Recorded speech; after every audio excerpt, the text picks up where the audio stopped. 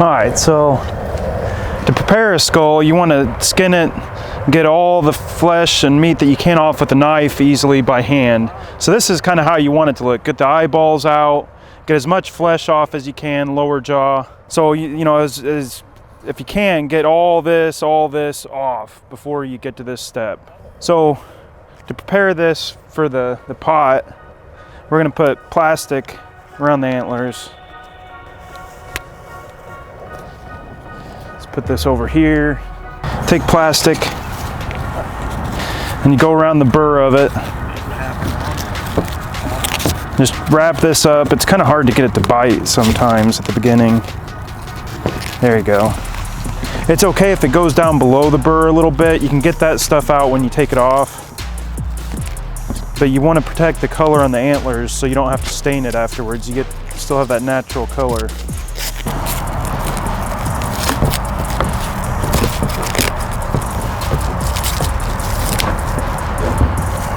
This is just the plastic wrap that you can get like in the shipping section in the store.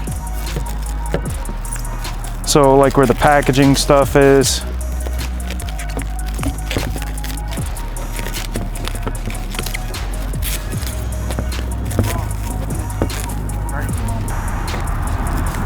And then you go over it, the electrical tape to kind of lock that plastic in. Because the plastic will start coming off. You start cooking and spraying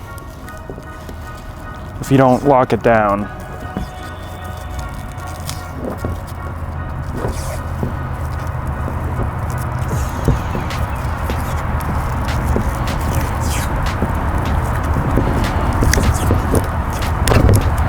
All right, so this one's ready to go into the pot now.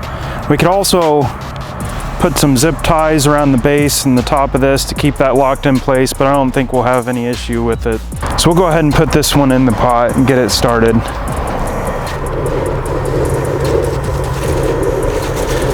Do you have any boards that we can put across here? I always add some Oxy Clean to the water. It acts as a degreaser.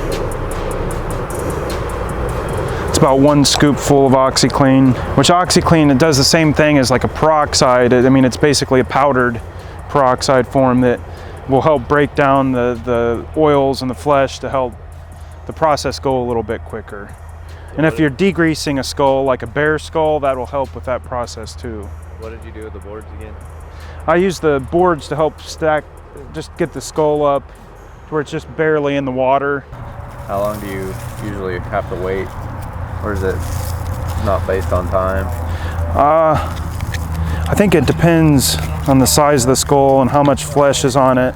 But you want to simmer it. Don't ever boil it, but simmer it until this skin right here on the top will start to split open and you'll see the bone underneath, and that's when you know it's ready. So I think it's usually 30 to 40 minutes, but these smaller skulls that I put in, it might be a little bit quicker.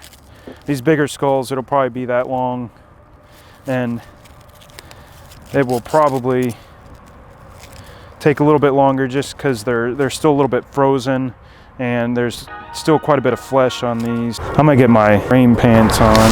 There we go.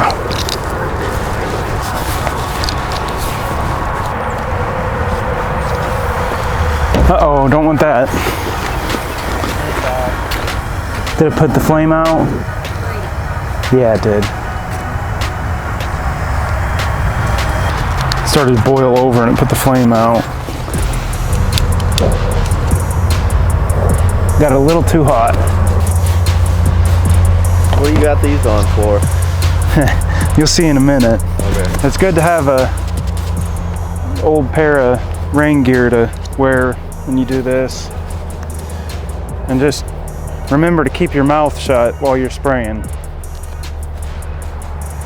Cover your eyes too. Oops. Oops. So I like to put my foot down on it to hold it in place.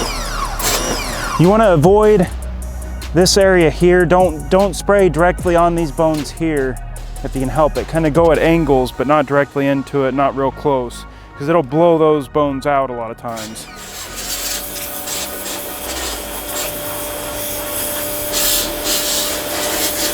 You see every little sinus, every little hole on here is going to have flesh down in it. So you want to get down in all of these and get every little bit of flesh out. The most important thing in cleaning deer skulls is to get them clean, to get everything off of it. A little trick to get the inside of the brain cavity clean is the base of the ear canal here, just to pop this stuff right out.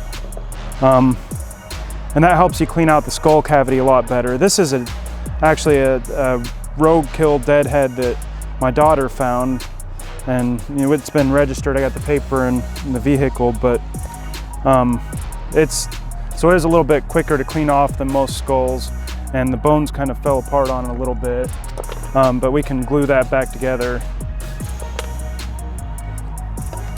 But you just take the 3/8 bit and put it there.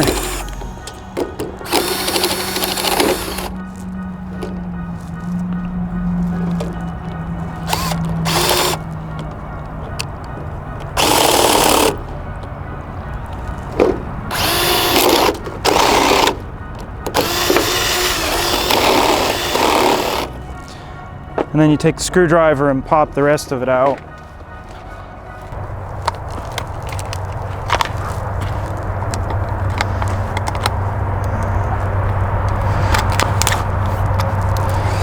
And so you just pop all the ear bones out of there. Because if you don't pop those out, there's a lot of flesh in between all those bones that you can't really get out without popping those out. And you know, it might not ever cause any problem, but it's best just to get the flesh out of there if you can. And that's really the best way to get it out. And it helps clean out the inside of the skull cavity better. But like I said, this one being a dead head, it's pretty clean anyways on the inside. So then once you get those out, then you can spray inside there and in here, and it just works all the rest of that lining of the brain cavity out of there.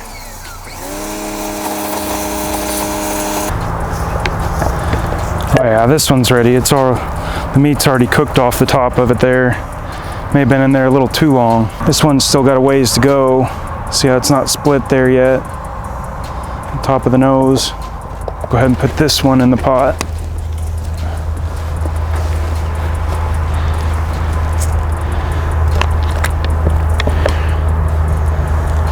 All right, so got all the flesh off. Now for the whitening stage. So this is a quick whitening powder and 40 volume developer.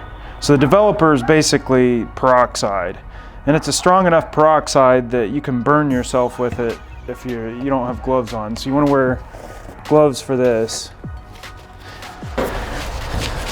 And you don't want to inhale this powder, so you try to be gentle with it so you don't get it all stirred up whenever you're mixing it.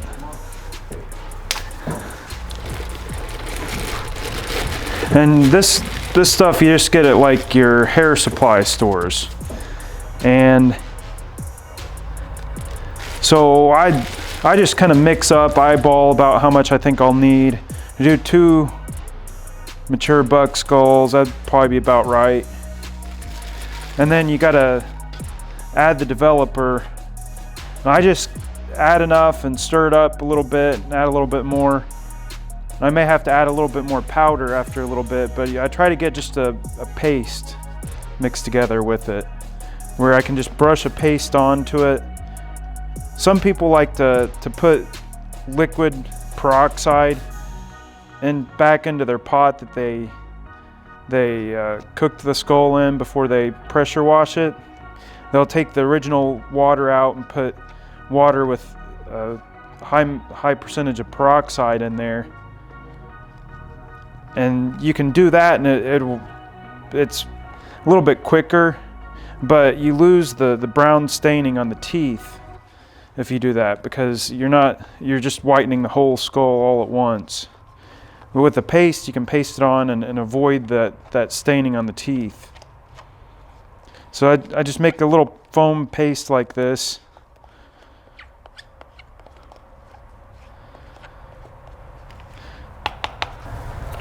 I'll try a foam brush. I've always used like a standard paintbrush before, but I'm gonna try this out this time. So you just brush this on everywhere it's white, everywhere you want it white, all over the skull, in the little crevices. And this paste is just gonna sit on there overnight. It may not even take that long. If you come back and check it after 3 or 4 hours, it might be enough. I usually just let it sit overnight and then come back the next morning and rinse it off. I just avoid the teeth because I like the contrast of that staining on the teeth to the white skull. If you get a little bit on the teeth, you can always just take a wet paper towel, and wipe it off of the teeth. Yeah, and you may have to spray it a little bit more than you think to get all of it off of there. But get it all sprayed off real good, and then sit it out in the sun for a few hours, dry off, and that's pretty well it.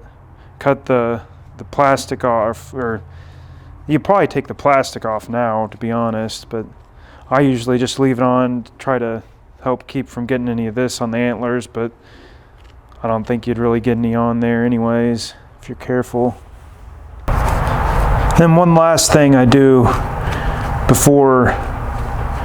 after it's all dried off the next day, I'll put a coat of Mop and Glow on it. Just brush it on, just a light coat of it on to the outside of the skull, and that'll help keep the finish nice. And like a clear coat? Yeah, well, it's like just it's a protective.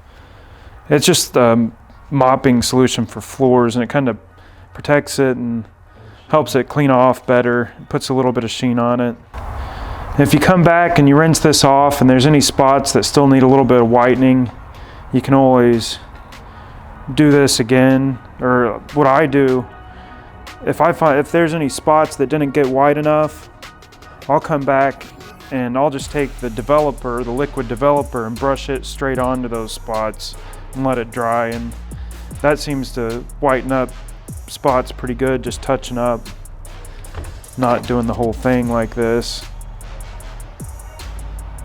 It's amazing how much that developer will whiten stuff.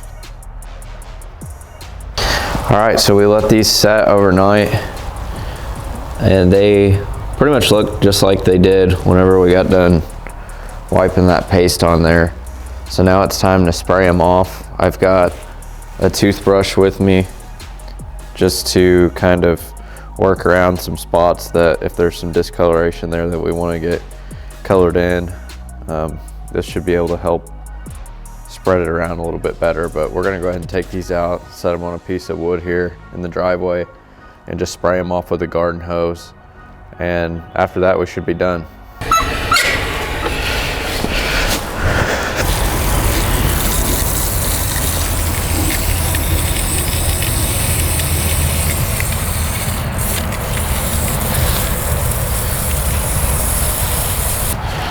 You want to make sure you turn them over and get both sides here, and that's pretty much all there is to it. But I don't think I'm really gonna have to do any brushing. Everything looks pretty good to me.